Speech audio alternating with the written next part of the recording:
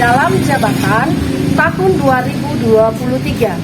Perkenalkan, nama saya Elita Binan Handayani, mahasiswa PPG dalam jabatan Angkatan 3 tahun 2023, kategori 1, Universitas Islam Sumatera Utara, NIM 7123 0591400.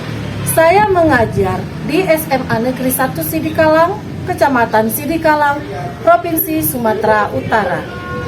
Hari ini Senin 4 Maret tahun 2024, saya akan melaksanakan praktik pembelajaran UKIN di kelas 10 dengan materi masuknya pengaruh Hindu-Buddha dengan metode problem based learning. Mohon masukan dari Bapak Ibu sekalian. Terima kasih. Oke, selamat pagi semuanya. Pagi, Bu. Kabarnya? Baik, Bu. Kenapa meja kalian? Mana mejanya? Ada dari sama meja. Itu dulu itu. Semoga cepat selesai kendalanya ya. Oke, kalau begitu seperti biasa, yuk siapkan. Banyak.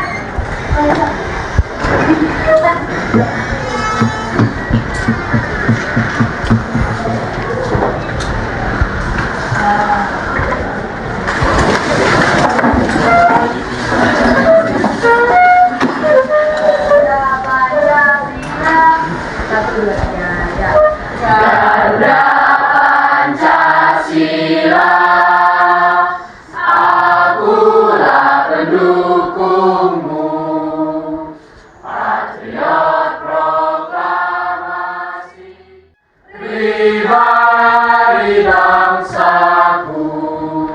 Ayo maju, maju, ayo maju, maju, ayo maju, maju.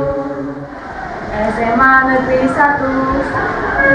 satu dan 3 ya. SMA Negeri 1 Sidikalang, wadah pendidikan yang selalu terdepan. Budaya serta ramah lingkungan, ciptakan alam indah serta berseri. Maka kita bersama-sama mengucapkan visi dan visi SMA Negeri 1 Sidikalang. Visi SMA Negeri 1 Sidikalang yaitu Menjadi lembaga pendidikan yang unggul dalam iman, ilmu pengetahuan, dan teknologi, serta berwawasan lingkungan melalui terwujudnya profil belajar Pancasila. Selanjutnya mari kita mengucapkan bersama-sama yang Takwa terhadap Tuhan Yang Maha Esa, abdi terhadap tanah air dan bangsa, setia kepada Pancasila dan Undang-Undang Dasar tahun 1945. 5. Menjadi warga masyarakat yang baik dan pemuda Indonesia yang bertanggung jawab. Sebelum kita mulai pembelajaran kita, mari kita berdoa. Saya bawakan dalam ajaran agama Kristen Protestan. Allah Bapa yang berada dalam surga, kembali kami bersyukur kepada Bapa atas berkat dan rahmat yang Kau berikan pada kami hari ini, sehingga kami bisa masuk, sehingga kami kepada kami. Kami serahkan semuanya kepada Tuhan, dan namamu kami berdoa dan bersyukur.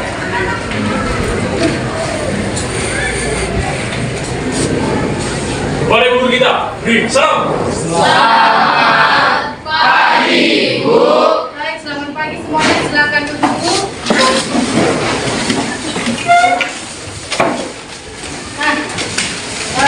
Hari ini kita masuk pada materi kita berikutnya. Hadir semuanya. Hadir, Bu. Hadir semuanya ya. Puji Tuhan, kita dalam keadaan sehat semuanya. Tidak ada yang sakit pada hari ini. Nah, oke. Adapun materi kita pada hari ini yaitu adalah mengenai masuknya Hindu-Buddha ya, masuknya agama Hindu-Buddha ke Nusantara. Ibu mau nanya dulu sedikit. Sering dengar cerita Hindu-Buddha? Udah pernah kesana? Oh sama, ibu juga belum. Oke ya. Nah, kemudian yang di sini ibu mau tanya lagi dulu mengenai agama Hindu paling banyak di wilayah mana terdapat? Di Indonesia ini. Di Bali. Oke, baik, terima kasih. Tepuk tangan untuk semua. Jadi, kenapa tadi Ibu tanyakan? Karena itu yang akan kita bahas. Jadi Ibu ingin tahu sedikit banyaknya sudah sampai sejauh mana anak-anak Ibu dapat mengetahui. Karena ini dari SMP juga sudah ada kan? Ya, apa mata pelajarannya? MPS. Walaupun di sana masih tergabung ada geografinya, ada ekonominya. Nah, oke. Adapun tujuan pembelajaran kita kali ini yaitu adalah untuk pertama anak-anak itu bisa mengetahui teori masuknya di Buddha, kemudian bagaimana pengaruh yang diberikan dan apa peninggalan yang masih ada di saat ini. Itu tujuan pembelajaran kita. Tetapi sebelumnya, coba dulu dicek ada nggak sampah di bawah. Yang ada sampahnya boleh ditaruh ke tong sampah.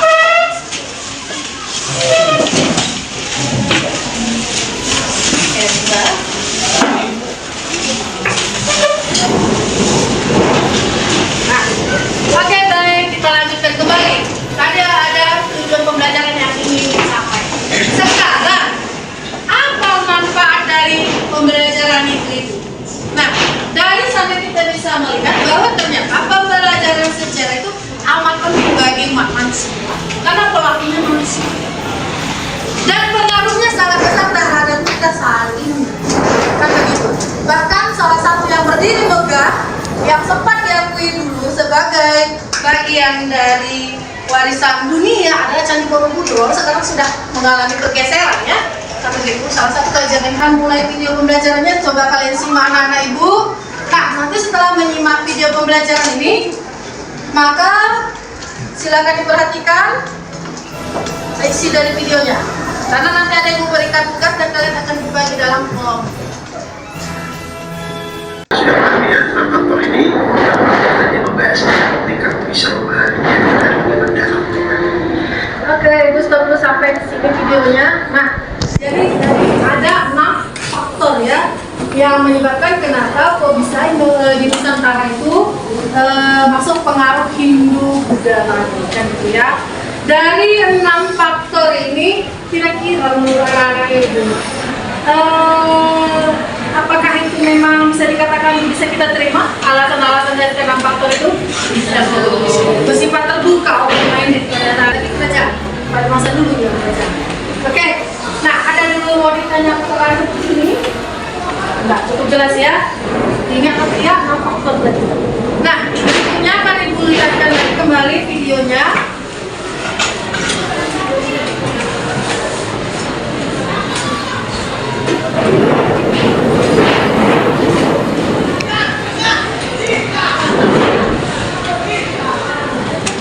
Nah, berikutnya adalah mengenai teori.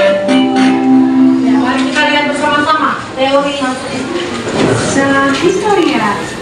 Kali ini kita akan membahas mengenai proses masuknya kebudayaan Hindu Buddha ke Nusantara.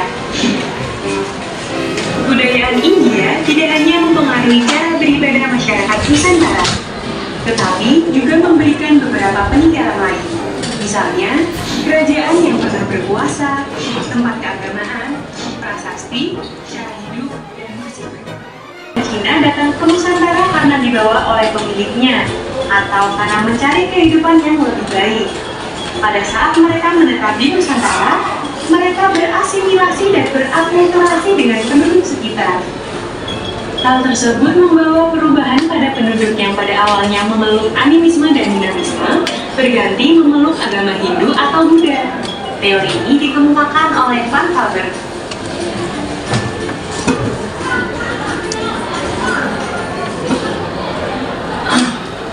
Oke, nah itu tadi mengenai video tentang teori masuknya Hindu Buddha ke Nusantara. Jadi ada berapa teori tadi? 5. Dari kelima teori ini tadi semuanya masing-masing menunjukkan alasannya yang dapat kita terima. Brahmana karena memang dia adalah pemimpin agama. Kesatria tadi dikatakan karena ada yang Bagaimana dari satria tadi? Kalah perang datang dia ke Nusantara, kan begitu ya, karena kalah perang itu tempatnya asal mulanya. Kemudian selanjutnya adalah dari Waisa. Apa tadi dari Waisa? Pedagang yang datang ke Nusantara, walaupun memang dia tidak paham betul isi dari kitab agamanya, karena tidak semua bisa berbahasa Sanskerta, tidak semua mampu membaca, karena itu hanya kaum Brahmana, kan gitu ya. Tapi apa itu bisa diterima? Ya bisa, karena memang kita terjadi kontak dagang, kan begitu. Dan selanjutnya adalah harus orang kami kita yang datang ke sana meminta kasih pekerjaan kita. Masuk akal nggak itu ya? Masuk akal, kenapa enggak? Karena memang kalau kalian nih, kalau lebih maju di sana sampai sekarang juga nggak usah jauh-jauh. Kita bisa melihat negara yang ada di wilayah Eropa masih tetap lebih maju daripada kita, kan gitu. Maka kita selalu sering melihat ke arah mereka. Ya, mereka kalau bisa gini, kita juga coba dong. Nah, kan begitu kira-kira ya. Nah, baik kalau gitu, maka kita akan lihat video berikutnya adalah tentang pengaruh dari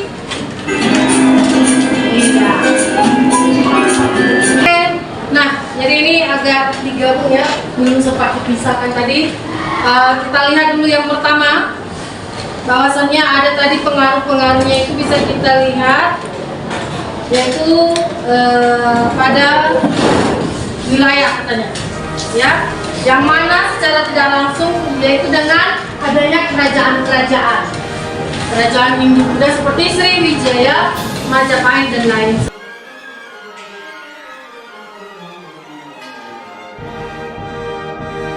Yang paling besar pengaruhnya adalah yang paling memungkinkan teori Brahmana dan arus balik. Inilah yang paling besar pengaruhnya, paling bisa terbukti dengan yang kuat sekarang. Oke? Ada sih berapa? Oke. Baik, terima kasih kalau begitu.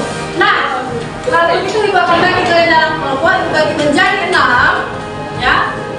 Nah, dengarkan nama-namanya, nanti akan diberikan ke KPD-nya. Oke? Kelompok 1 adalah Alicia, kemudian Andreas, Febriani, Johannes, Natswa, Presia. Oke, baik. Nah, karena udah siap kerjanya? Sudah selesai.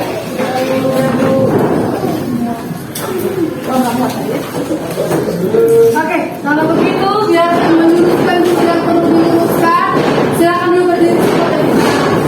Joget-joget.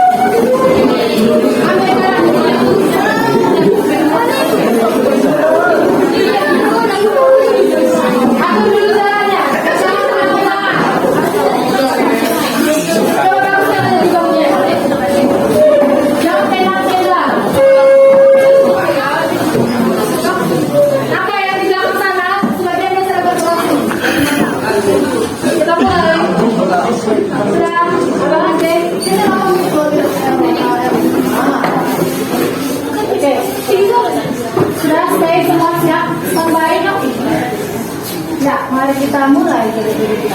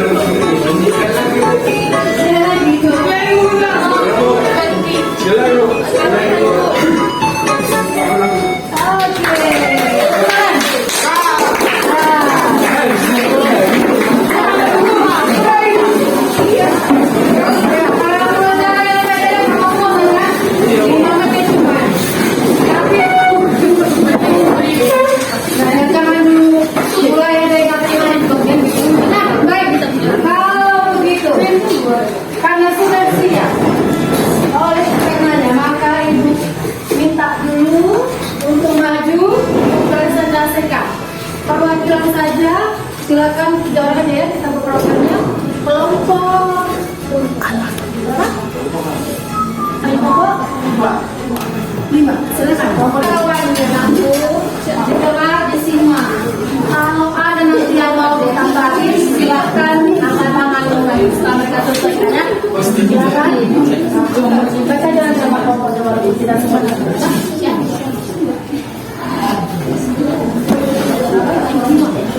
Kami dari kelompok 5 pada kami akan menjelaskan tentang hasil presentasi dari diskusi kelompok kami. Saya bernama Ahmad Hendra dan teman saya Winston Jobbing, Berjelas Mancintak, Spesialis Sidorus, Johan Barus, dan Raden Siregar. 1.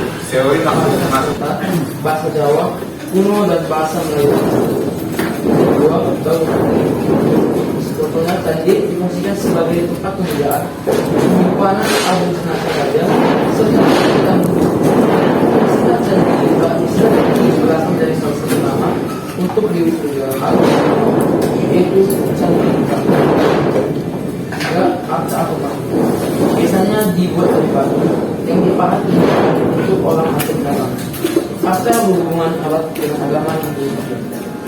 4. Salah satu peninggalan sejarah Hindu juga amat penting. Kitab ini memuat tarikh atau riwayat kerajaan yang menjadi sumber sejarah yang tidak kenal hari ini. Demikian peninggalan dari kelompok kami. Oke, tepuk tangan. Oke, yang di belakang ada yang mau ditambahkan atau teman-teman? Sama. Pasti kira-kira tidak jauh berbeda yang didapat. Oke, baik, kalau begitu silakan dulu. Terima kasih. Oke, sebentar. Kalau sebenarnya dari menambahin, silakan dari. Ya, tangan Mbak ya. Menambahin dari dalam peninggalannya. Oh, peninggalan. Ya, coba dicek nanti peninggalannya apa kalian ambil. Yang kurang tadi yang paling mau tambahi dari Berdiri yang saya ingin memberikan saran atas materi yang saya berikan, mau sekedar menambahi materinya aja. Dan tadi dalam yang peninggalan kelompok kalian tidak ada menyebutkan yang dalam bidang peninggalan dalam bidang sastra klasik, kita keraton, budaya, kita tentu pagelaran. Oke, nah saran dari temanmu adalah bahwa tadi tidak ada ditambahkan mengenai sastra klasik katanya. Itu tadi ya, nanti ditambahkan. Seperti misalnya kita tentang Soma ya, dan kawan-kawan lainnya. Oke, terima kasih. Tentunya silakan duduk. Nanti ada lagi, jangan mereka udah mau duduk kayak tadi. Saya mau duduk. Nah, udah. Oke, kalau sudah silakan duduk. Tepuk tangan sekali.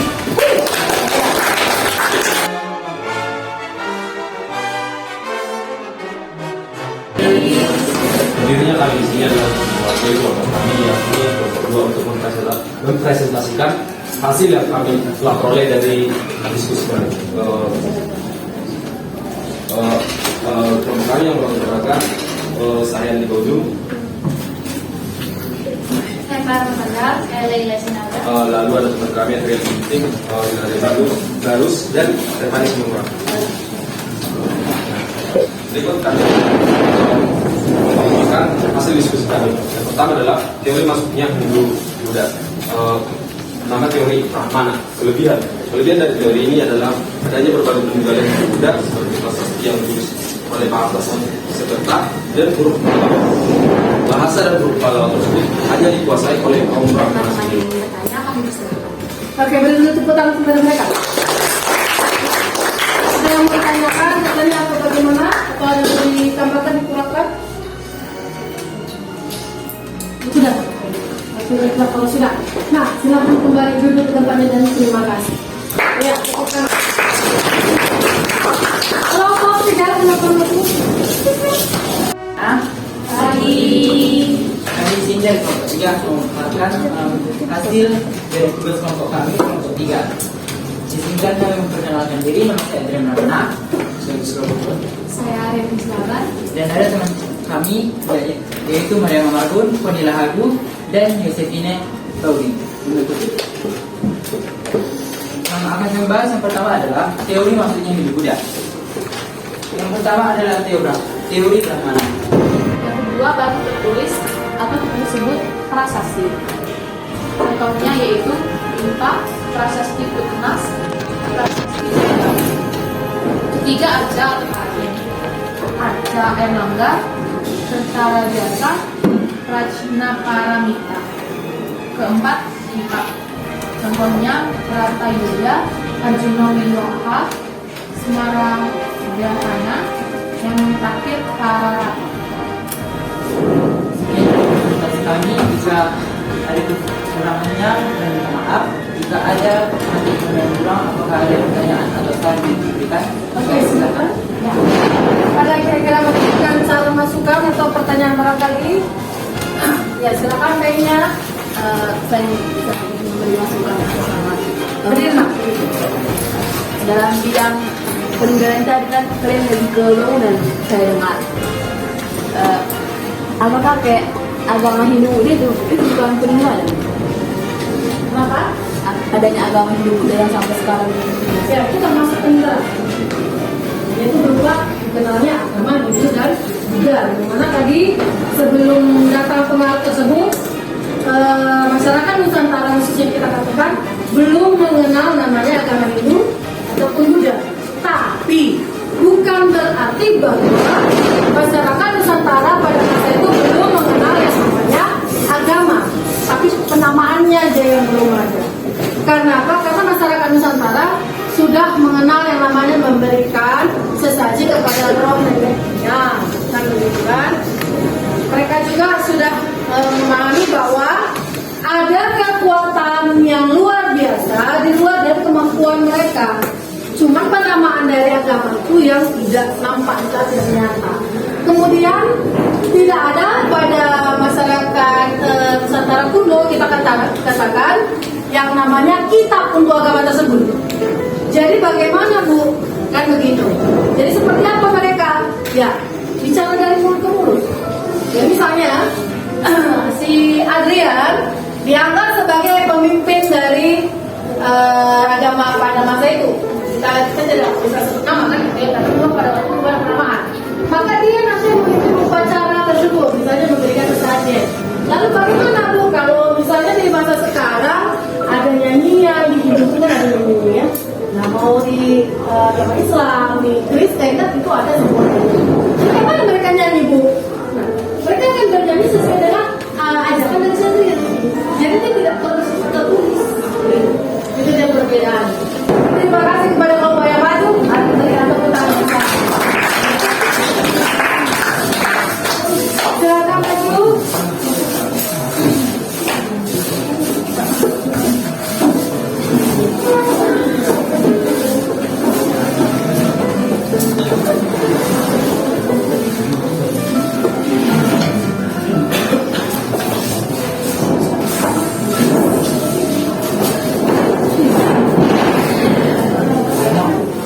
Mari kita dengarkan dulu teman kita untuk mempresentasikan nama. Ya, terima kasih buat teman-teman semua. Pada presentasi kali ini karena bisa dipresentasikan masih diskusi kami tentang yang masuk Hindu Buddha, Pak Dr. juga masuk Hindu Buddha, pengaruh yang diberikan dan penyebarannya. Sebelumnya izinkan kami memperkenalkan diri kami. Saya Vina Buddha. Saya nama Yang ketujuh ada bangsa, bahasanya seperti bahasa Sanskerta dan huruf Pallava. Yang kedelapan ada arsitektur seperti Masjid Agung Demak. Yang kesembilan, sistem pendidikan. Adanya sekolah-sekolah yang berasrama seperti Yaso, Jalur Pradipta, Digantara, dan lain-lainnya. Guys, terima kasih buat teman-teman yang sudah memberikan perhatiannya saat kami melakukan presentasi tadi. Bagi teman-teman yang ingin memberikan saran atau kritik ataupun pertanyaan dan diskusi.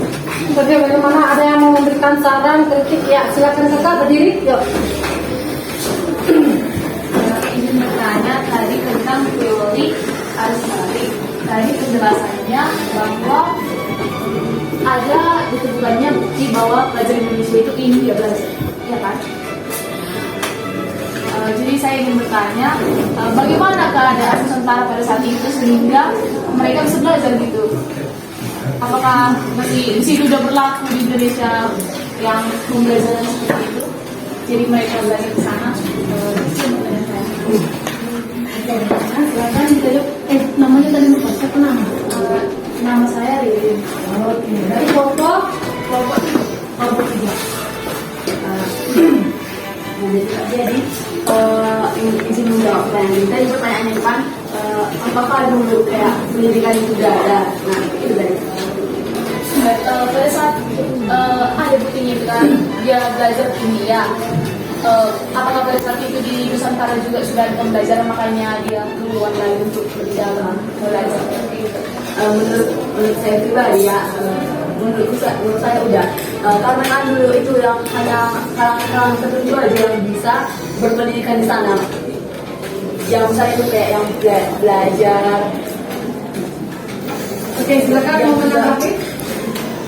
Nah, dan juga yang kayak mungkin anak-anak yang bangsawan yang bisa belajar di sana, dan juga setelah jalan dulu kan ke sana belajar terus dapat orang di sana terus ikut mangkat orang di Indonesia.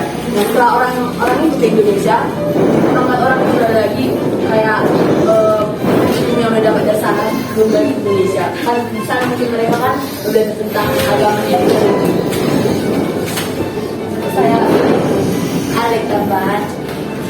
Silakan mau menambahkan Andika atau bagaimana? Sudah cukup untuk kelompoknya dan kita kasih mereka dulu. Sudah Bu, sudah? Oke, kalau sudah maka mereka akan kepada mereka.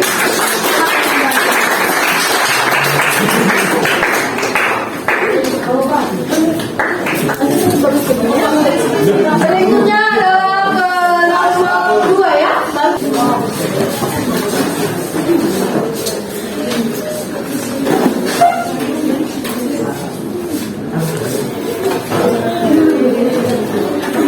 Selamat pagi buat teman-teman sekalian. Pagi.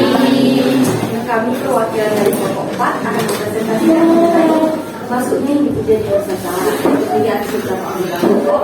Saya Sabina Sukari, Arno Siahaan, Jessica Bito, dan beberapa teman kami, Indrisian Tuli, Yos, dan Alvita.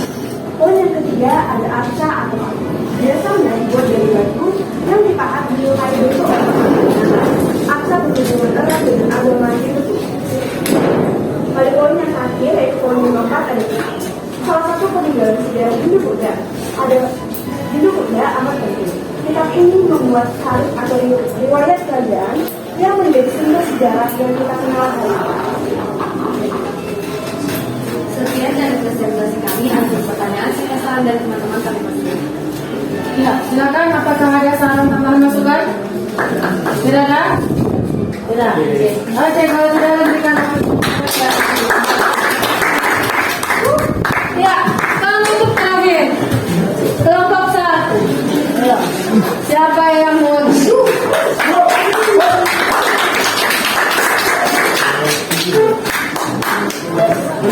Masuk lagi. Tunggu awal-awal.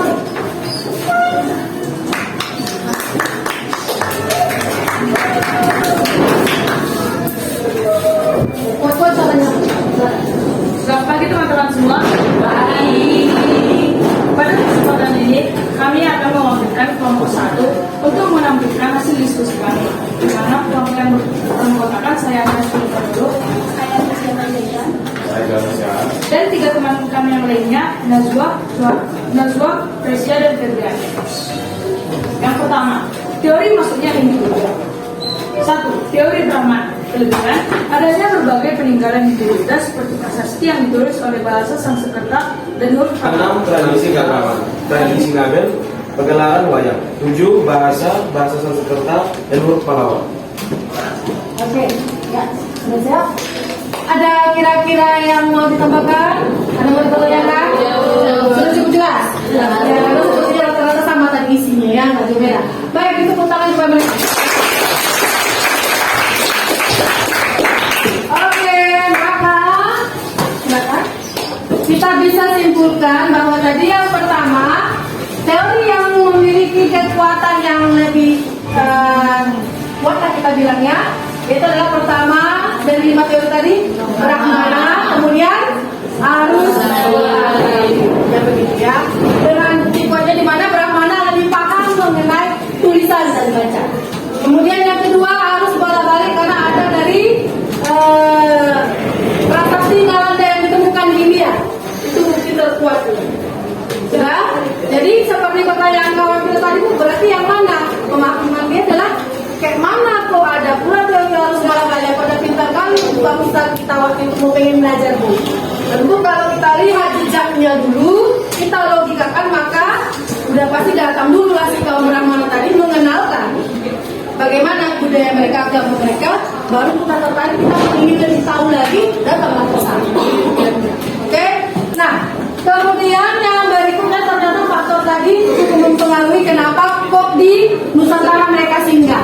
Ada tadi musim, keterbukaan pemikiran dari masyarakatnya, kemudian yang lain-lainnya. Nah, jadi Ibu harap itu sudah bisa diingat dan kita akan bertemu lagi pada pertemuan minggu depan